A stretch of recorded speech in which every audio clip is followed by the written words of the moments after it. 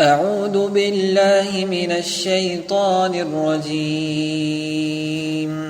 I seek refuge with Allah from Satan the outcast. وإذ قال موسى لقومه اذكروا نعمة الله عليكم إذ أنجاكم من آل فرعون يسومونكم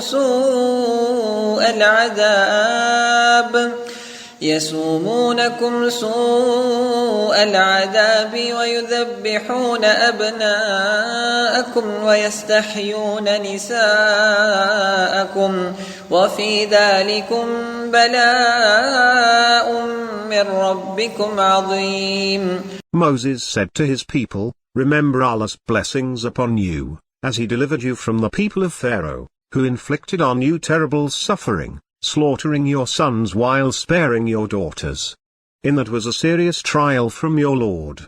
وَإِذْ تَأَذَّنَ رَبُّكُمْ لَئِن شَكَرْتُمْ لَأَزِيدَنَّكُمْ وَلَئِن كَفَرْتُمْ إِنَّ عَذَابِي لَشَدِيدٌ.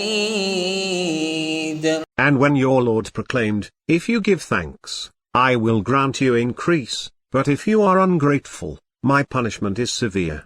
وقال موسى إن تكفروا أنتم ومن في الأرض جميعا فإن الله لغني حميد. And Moses said, even if you are ungrateful, together with everyone on earth, Allah is in no need, worthy of praise.